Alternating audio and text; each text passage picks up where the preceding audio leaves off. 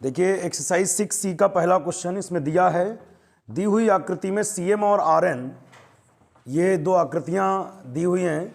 इसमें लिखा है कि CM और RN क्रमशः त्रिभुज ABC और PQR की माध्यिकाएं हैं। त्रिभुज ABC और PQR की ये CM और RN क्या है, माध्यिकाएं हैं। सीधा मतलब ये कि अगर ये माध्यिका है तो M इसका मध्य बिंदु रहा होगा और RN अगर माध्यिका है तो N इसका मध्य बिंदु रहा होगा। आगे बढ़ते हैं। आगे इन्होंने दिया है कि त्रिभुज ABC समरूप है PQR के।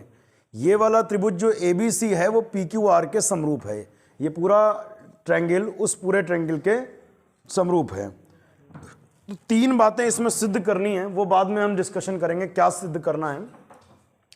सबसे पहले तो जो रिजल्ट इन्होंने दिया है इससे हम क्या कह सकते हैं। अगर ये त्रिभुज उस त्रिभुज के समरूप है तो समरूप होने के लिए दो बातें होती हैं। अगर ये त्रिभुज इसके समरूप है इसका मतलब इसके संगत कोण उसके संगत कोण के बराबर होंगे, संगत कोण इनके दोनों के बराबर होंगे।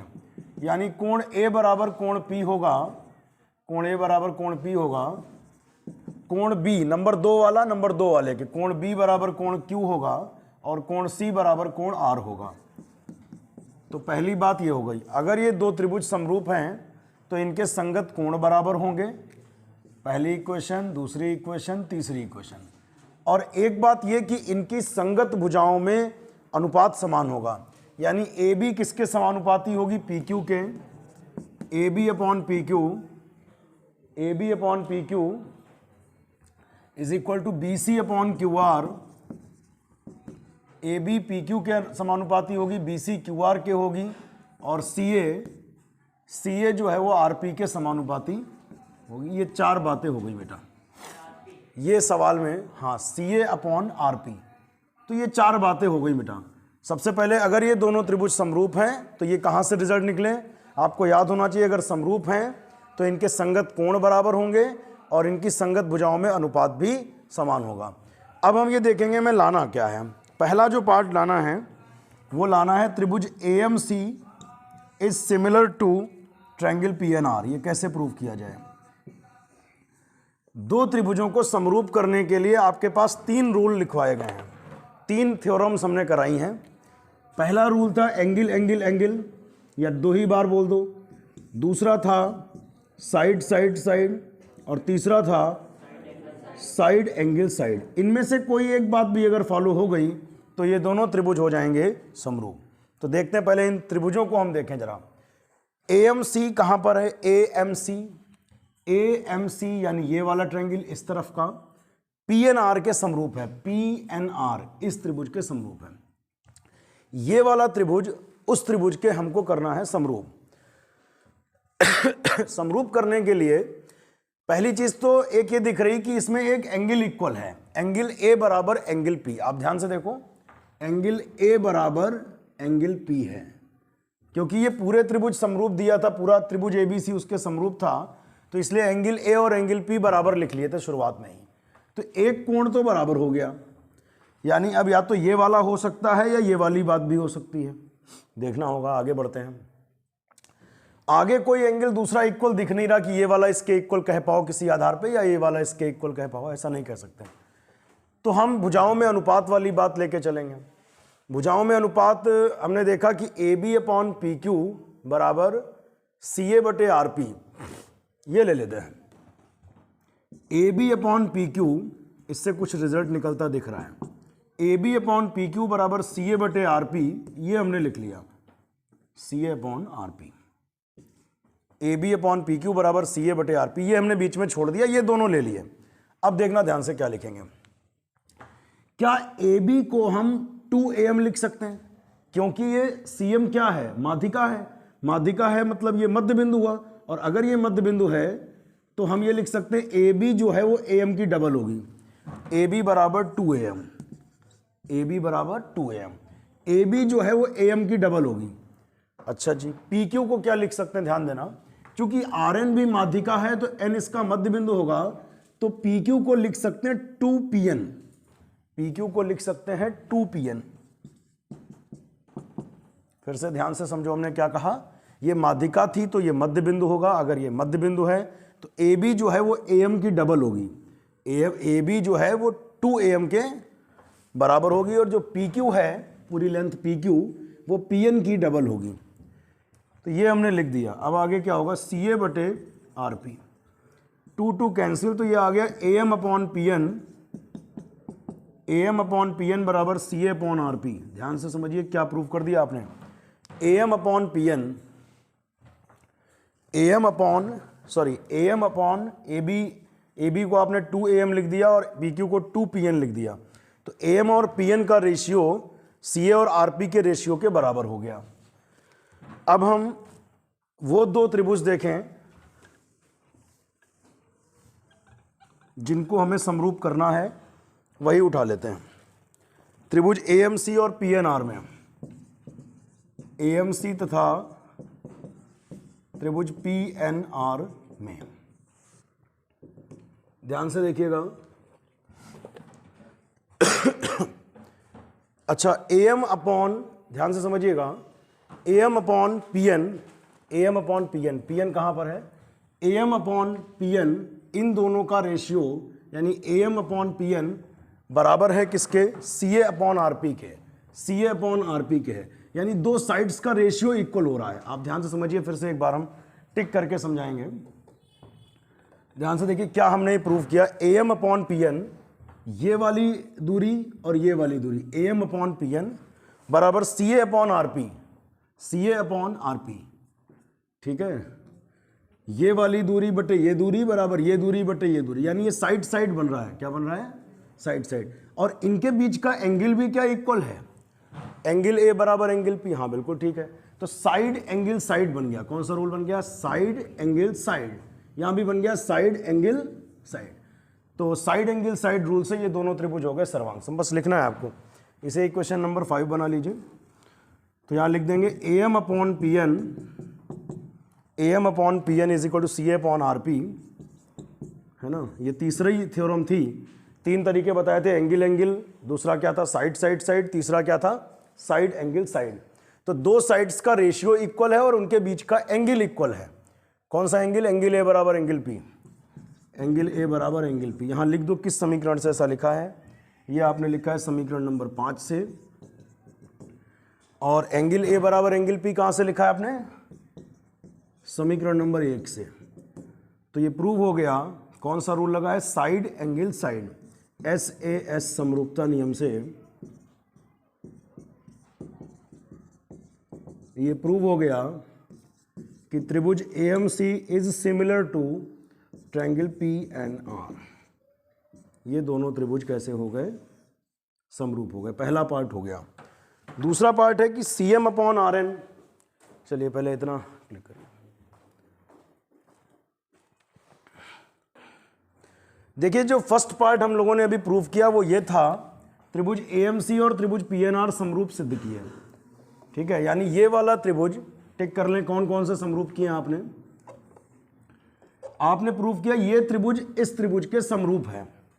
और अब तुम्हें ये लाना है, तो इसमें अगर ये दोनों त्रिभुज समरूप हैं तो तुम ये कह सकते हो कि समरूप त्रिभुजों की संगत भुजाएं समानुपाती होती हैं। समरूप त्रिभुजों की संगत भुजाएं समानुपाती होती हैं। यहां पर लिख देना ये थ्योरम, समरूप त्रिभुजों की संगत भुजाएं समानुपाती होती हैं।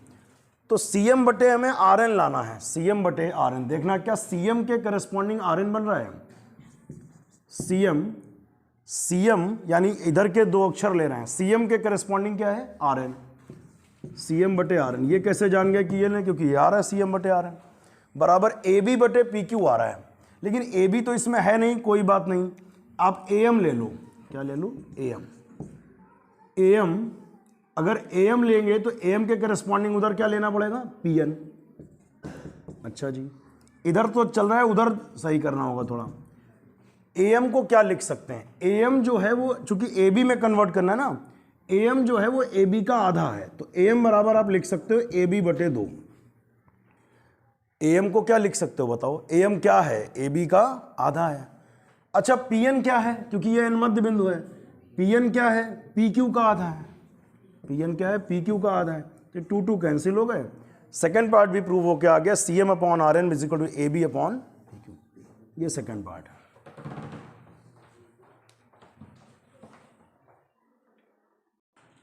देखिए तीसरा पार्ट हमें प्रूफ करना है। त्रिभुज CMB, देखिए ध्यान से, CMB यानी ये वाला त्रिभुज CMB मतलब इधर वाला त्रिभुज RNQ के समरूप है। RNQ कहां पर है, देखिएगा RNQ इसके समरूप है। तो इन दोनों में कुछ इक्वल दिख रहा है, एक कोण इक्वल दिख रहा है, कोण B बराबर कोण Q। कोण B किसके इक्वल है, कोण Q के। तो यानी एक एंगल इक्वल हो गया। तो इसमें भी बन सकता है साइड एंगल साइड। कौन सा रूल बन सकता है, साइड एंगल साइड। बस हम इनका रेशियो इक्वल करके दिखा दें। तो कैसे इक्वल होगा, उसके लिए फिर हमें समीकरण नंबर 4 को ही उठाना पड़ेगा। समीकरण नंबर 4 हम पहले उठाएंगे। समीकरण 4 में AB और PQ लेंगे, क्योंकि ये दूरी चाहिए तो पहले AB लेना पड़ेगा। AB अपॉन PQ बराबर BC अपॉन QR लेना पड़ेगा। पिछली बार इसे छोड़ दिया था, ये वाला लिया था। चूंकि अब कि इधर का त्रिभुज है, इस त्रिभुज में BC इन्वॉल्व हो रहा है। कौन इन्वॉल्व हो रहा है, BC। और यहां कौन इन्वॉल्व है, QR। तो हम AB अपॉन PQ बराबर BC अपॉन QR, ये हमने उठा लिया समीकरण नंबर 4 से। अब देखना ध्यान से, चूंकि इस त्रिभुज को लाना है, इस त्रिभुज को समरूप कर रहे हैं, तो AB को क्या हम 2BM लिख सकते हैं। AB को क्या हम 2BM लिख सकते हैं। देखो पिछली बार AB को हमने 2AM लिखा था, क्योंकि ये मध्य बिंदु है। जैसे ये दूरी मान लो 10 है, तो ये अगर मध्य बिंदु है तो ये 5 होगा, ये भी 5 होगा। तो हम कह सकते हैं पूरी दूरी AM की भी डबल है और BM की भी डबल है। दोनों तरीके से बोल सकते हैं। ये पूरी जो डिस्टेंस है वो इसकी भी क्या है, डबल है, और इस पूरी डिस्टेंस की भी क्या है, डबल है। तो यही बात हमने लिखी है यहां पर, ध्यान से देखना। AB डिस्टेंस को हमने लिख दिया, AB डिस्टेंस BM की क्या है, डबल है। और PQ जो डिस्टेंस है, PQ वो NQ की डबल है। PQ किसकी डबल हो जाएगी, NQ की, is equal to BC upon QR। 2 cancel हो गया। अब ये दो त्रिभुज आप उठा लीजिए, त्रिभुज CMB और RNQ में, त्रिभुज CMB तथा त्रिभुज RNQ में। इन त्रिभुज में आपने ये रेशियो एक तो इक्वल करके दिखा दिया। इक्वेशन जो भी ऊपर से बनती आ रही है, छठी बनी है ये। तो यहाँ लिखेंगे BM अपॉन NQ बराबर BC बटे QR। BC बटे QR। ध्यान से देखना क्या प्रूव किया आपने, ये प्रूव करके दिखा दिया। यहाँ पे हम दिखाते हैं फिर से एक बार। BM अपॉन NQ यानी इस भुजा का अनुपात इसके बराबर है। BM बटे NQ का रेशियो वही है जो BC और QR का है, जो BC का और QR का है। तो दो साइड्स का रेशियो इक्वल है, दो साइड्स का रेशियो इक्वल है, इनके बीच का एंगल भी इक्वल हो रहा है। यहां देखो एंगल B बराबर एंगल Q, एंगल B बराबर एंगल Q। ये कहां से लाए, समीकरण नंबर 2 से लाए। और ये कहां से लाए हैं, समीकरण नंबर 6 में प्रूफ किया हमने। अब आप देखो ध्यान से, ये बन गया side angle side rule. Side angle side, SAS समरूपता नियम से हम ये कह सकते हैं कि त्रिभुज CMB इज सिमिलर टू त्रिभुज RNQ। ये दोनों हो गए समरूप।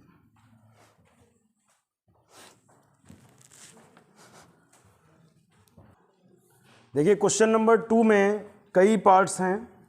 इसमें पूछा गया बताइए कि निम्नलिखित आकृतियों में दिए गए त्रिभुजों में कौन से युग्म समरूप हैं। पहला प्रश्न है क्या ये समरूप हैं। इसके बाद इन्होंने कहा उस समरूपता कसौटी को लिखो जिसका प्रयोग आपने उत्तर देने में किया है, साथ ही समरूप त्रिभुजों को सांकेतिक रूप में लिखो। 3 बातें करनी, पहले तो बताना है समरूप है नहीं है, और है तो किस थ्योरम के हिसाब से है। 3 थ्योरम होती हैं समरूप करने के लिए, बता चुके हैं, angle angle, side side side, और तीसरा होता है साइड एंगल साइड। मतलब अगर आप समरूप बताओगे हैं तो किस नियम के आधार पर हैं, और फिर उन्हें सांकेतिक रूप में लिखना भी है। तो इसके लिए अगर ध्यान से देखें तो ये समरूप हो रहे हैं एंगल एंगल एंगल। 3 बार एंगल एंगल एंगल भी लिख सकते हो, 3 बार एंगल लिखो या 2 बार एंगल लिखो, वो एक ही बात मानी जाएगी। तो 60 60 के इक्वल है, 80 80 के इक्वल है, और 40 40 के इक्वल है। तो इसमें यहां लिखेंगे एंगल एंगल एंगल समरूपता नियम से, नियम भी बता दिया किस नियम से, और इसे सांकेतिक रूप में लिखेंगे कैसे, त्रिभुज ABC समरूप होगा त्रिभुज। अब देखो ए लिखा है तो यहां पर पहला अक्षर वही लिखना जो एंगल ए के इक्वल हो। तो ए पर 60 डिग्री है, पी पर 60 डिग्री है तो पहले पी लिखोगे, बी पर 80 है, क्यू पर 80 है तो यहाँ क्यू लिखोगे, सी पर 40 है, यहाँ पर आर पर 40 है तो ये लिखोगे। त्रिभुज ABC समरूप हो गया त्रिभुज PQR के। बस इतना ही करना है। क्वेश्चन नंबर, इसका जो सेकंड पार्ट है उसको देखो, क्या ये समरूप है, तो इसमें जवाब है नहीं, समरूप नहीं है। इतना जल्दी कैसे जान लिया? देखो समरूप त्रिभुजों की संगत भुजाएं समानुपाती होती हैं। 2 का 2 गुना 4, 3 का 2 गुना 6, ये दोनों तो ठीक है, 2 का डबल हो गया 4, 3 का डबल हो गया 6, 27 का 2 गुना 54 होता है, यानी ये 5.4 होना चाहिए था। 27 का 2 गुना 54 5.4। तो समरूप त्रिभुजों की संगत भुजाएं समानुपाती होती हैं, इनमें अनुपात समान नहीं है, इसलिए दोनों त्रिभुज समरूप नहीं है। अब देखो लिखेंगे कैसे, लिखेंगे MP अपॉन, इसे लिखने का क्या तरीका होगा, MP अपॉन ED हम निकाल के दिखाएंगे। MP अपॉन ED निकालेंगे 2/4, 2 1 कम 2, 2 दूनी 4। फिर LP कितना है 3 और LP/DF निकालेंगे। LP कितना है 3 है और DF कितना है 6 है, 3 1 कम 3, 3 दूनी 6। यहाँ तक तो ठीक लग रहा है, लेकिन अब जैसे ही तीसरी भुजा लेंगे MP, LP के बाद बची कौन, ML, और उधर कौन सी बची, EF। तो ML की वैल्यू आई 2.7 और EF है 5, ये इसके बराबर नहीं हो पा रहा है। तो लिखेंगे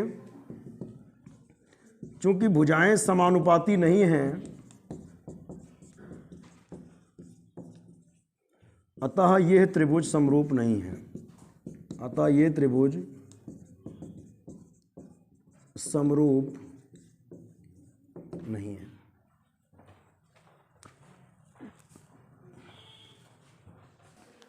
देखो सब बच्चे ध्यान दो, एक फिगर दिया गया है सामने आपके लिखा है, और इस फिगर में एंगल्स भी सामने दिख रहे हैं।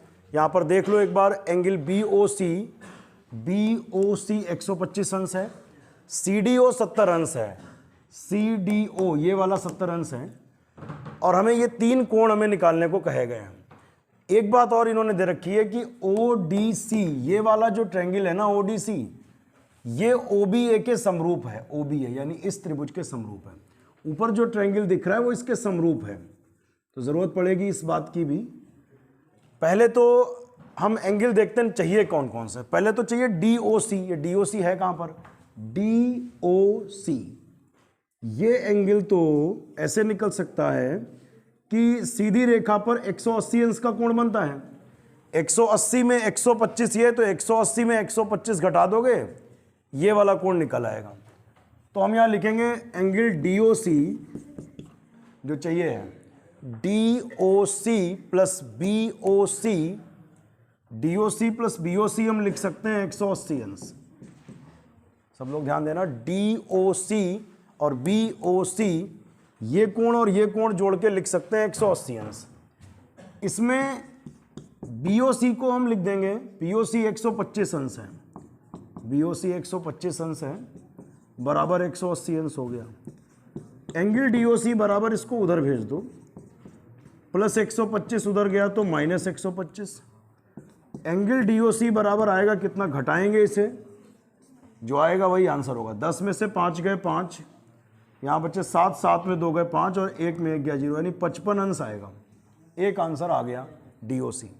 अब ये क्या लिखा है, दूसरी चीज क्या चाहिए हमको, DCO चाहिए, DCO ये वाला तो आ गया बेटा 55 अंश। अब ये DCO कैसे निकालोगे, ये वाला, अच्छा ये अब ऐसे निकाल सकते हैं हम लोग। एक हम लोग नियम जानते हैं कि त्रिभुज के तीनों कोणों का योगफल 180 अंश होता है, जानते हैं ना, त्रिभुज के तीनों कोणों का योगफल कितना होता है, और आपको ये कोण पता है, ये कोण पता है, तीसरा वाला निकाल सकते हैं। तो यहां लिखेंगे त्रिभुज DOC में हम जानते हैं त्रिभुज के तीनों कोणों का योगफल 180 अंश होता है। एक कोण तो हमें पता है 70 अंश है, एक 55 अंश है, और ये वाला हमें निकालना है, तो इसे लिख लो एंगल DCO बराबर 180 अंश। फिर से एक बार समझ लो, 70 अंश प्लस 55 अंश प्लस एंगल DCO, त्रिभुज के तीनों कोणों को अगर जोड़ दें, ये कोण और ये कोण, तो जोड़कर 180 हो जाएगा। 0 और 5 5, 7 5 12, 125 अंश प्लस DCO बराबर 180 अंश। एंगल DCO क्या होगा, इसको उधर ट्रांसफर करिए, प्लस 125 उधर गए तो माइनस 125, तो एंगल DCO की वैल्यू कितनी आएगी, इसे घटाएंगे तो आ जाएगी। 10 में से 5 गए 5, और यहाँ बचे 7 में 2 गए 5 और 1 में गया, ये भी 55 अंश आ रहा। ये वाला कोण भी कितना निकल आया, 55 अंश। अभी एक कोण और इन्होंने पूछा है, वो है एंगल OAB। OAB है कहाँ पर, पहचानो जरा, OAB, ये वाला कोण चाहिए हमें। तो OAB कितना होगा, OAB ये एंगल कितना होगा 55, किस आधार पर? एकांतर आप नहीं कह सकते क्योंकि ये कहीं नहीं दिया है AB is parallel to DC, इसलिए आप ये कहिए कि त्रिभुज ODC समरूप है OBA के। ये वाला त्रिभुज और ये वाला त्रिभुज दोनों समरूप हैं, इस आधार पे हम ये कह सकते हैं कि C पर जो एंगल बनेगा वो A पर बने एंगल के बराबर होगा। जो C पर एंगल बनेगा वो किस पर बराबर होगा, A पर। तो C पर अगर 55 अंश बना है तो A पर भी 55 अंश बनेगा। एकांतर कोण तब कह सकते थे जब ये दिया होता कि ये दोनों रेखाएं समांतर हैं, जब दो समांतर रेखाओं को तिर्यक रेखा काटेगी एकांतर कोण बराबर, लेकिन इसमें दिया नहीं है कि ये समांतर है। तो यहां लिखोगे, कारण लिखेंगे हम लोग, चूंकि त्रिभुज ODC is similar to triangle OBA, ये दोनों त्रिभुज समरूप हैं, और अगर समरूप हैं, समरूप त्रिभुजों के संगत कोण बराबर होते हैं। समरूप त्रिभुजों के संगत कोण बराबर होते हैं, इन्हें संगत कोण बोलेंगे, लघु एकांतर रहा है। समरूप त्रिभुजों में संगत कोण बराबर होते हैं, यानी C पर जो एंगल बनेगा वो C पर जो एंगल बनेगा वो A पर बने एंगल के बराबर होगा। यानी हम कह सकते हैं एंगल OAB बराबर OCD बराबर 55 अंश, और यही आपका आंसर है।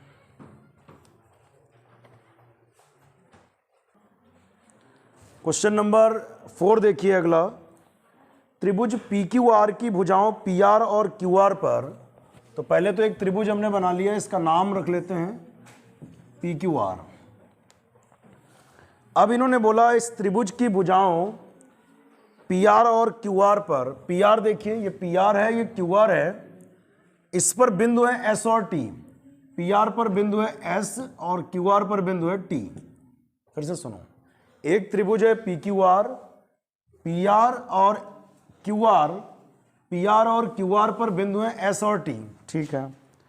इस प्रकार है कि कोण P बराबर RTS, कोण P जो है ना, ये वाला कोण एंगल P वो RTS के बराबर है, इस वाले कोण के बराबर है। ध्यान से समझिएगा, एंगल P जो है ना, यहां पर जो कोण बना है वो RTS के इक्वल है, इस कोण के इक्वल है। तो हमें करना क्या है, हमें प्रूव करके दिखाना, यहां पे लिख लेते हैं, त्रिभुज RPQ is similar to triangle RTS। हमें इन दोनों को समरूप करके दिखाना है। तो पहले हम आपको त्रिभुज दिखा दें, RPQ और RTS है कहां पे। देखो RTS ये वाले की बात हो रही है, शेडेड कर दिया, आपको नहीं करना है, समझाने के लिए कर दिया। RTS यानी ये वाला त्रिभुज, और RPQ मतलब पूरा त्रिभुज। ये फुल ट्रायंगल इस ट्रायंगल के इक्वल है। तो अगर हम दो एंगल इक्वल कर दें, क्या करते हैं, दो एंगल इक्वल करके दिखा दें, तो एंगल सिमिलरिटी क्राइटेरिया लग जाएगा। कोण समरूपता नियम, कौन सा नियम, कोण। तो दो चीजें बराबर हो रही हैं बेटा, एक तो उन्होंने खुद ही बराबर दे रखा है कि ये वाला एंगल इसके इक्वल है, एक बात। दूसरी बात, ये वाला एंगल कॉमन है, ये ऐसा एंगल है इस त्रिभुज में भी है, पूरे त्रिभुज में भी है, तो एक एंगल कॉमन है, ये एंगल बराबर दे रखा है, तो दो एंगल इक्वल हो गए। तो यहां लिखेंगे कैसे, यही नाम लिखेंगे, त्रिभुज RPQ तथा त्रिभुज RTS में, त्रिभुज RPQ तथा RTS में। ध्यान से देखना, दो चीजें हम इक्वल कर देंगे। एक तो क्वेश्चन में ही दे रखा है, वही लिख दें बिल्कुल, एंगल P बराबर एंगल RTS। एंगल P इस पूरे त्रिभुज का ये वाला कोण इस त्रिभुज के RTS यानी इस कोण के बराबर है। और ये कहां से लाएं, ये सवाल में दिया है। एक बात। दूसरा, आप अगर ध्यान से देखो, एंगल R तो कॉमन है ना दोनों में। R जो है, यहां पर जो कोण बन रहा है वो इस त्रिभुज में भी है और पूरे त्रिभुज में भी है। तो लिख सकते हैं एंगल R बराबर एंगल R, ब्रैकेट में यहां लिख देंगे उभयनिष्ठ। फिर से देखो, दो एंगल इक्वल होगा, ये वाला इसके इक्वल, एक बात, और इस त्रिभुज में ये वाला कोण पूरे त्रिभुज में इस कोण के बराबर है। तो इसमें कोण कोण समरूपता नियम लग गया। कोण कोण समरूपता नियम से हम ये कह सकते हैं त्रिभुज RPQ समरूप होगा त्रिभुज RTS के, और यही हमें सिद्ध करना था।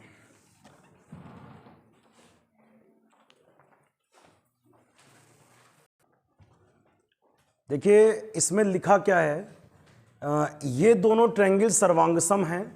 ABE आपको दिखा दें, ABE ये वाला ट्रायंगल ACD के सर्वांगसम है। ACD यानी ये वाला ट्रायंगल इस वाले ट्रायंगल के सर्वांगसम है। सर्वांगसमता जो 9th में आप पढ़ के आए हो। प्रूफ क्या करना है कि ADE यानी ये ऊपर वाला ट्रायंगल और ABC यानी ये पूरे ट्रायंगल के समरूप है। एक एंगल तो देखो इक्वल दिख रहा है, समरूपता करने के लिए तो दो एंगल इक्वल कर दो, हो गया समरूप। अगर इन दोनों को समरूप करना है, आप दो एंगल इक्वल कर दो, या और कोई तीन नियमों में से कुछ बन जाए, तो एक एंगल तो इक्वल दिख रहा है। क्योंकि आप एक चीज देखो, ADE में ये वाला कोण और ABC में पूरे त्रिभुज में ये एंगल कॉमन एंगल कहा जाएगा। ये ऐसा एंगल है जो इस त्रिभुज में भी है और पूरे त्रिभुज में भी है, तो कॉमन एंगल हो गया। अब या तो एंगल जब एक एंगल बराबर हो जाता है, तब या तो एंगल बनता है या तो साइड एंगल साइड बनता है। तो देखते हैं, पहले जो दिया है उसका यूज कर लेते हैं। अगर ये दोनों त्रिभुज सर्वांगसम है तो इनकी संगत भुजाएं बराबर होंगी।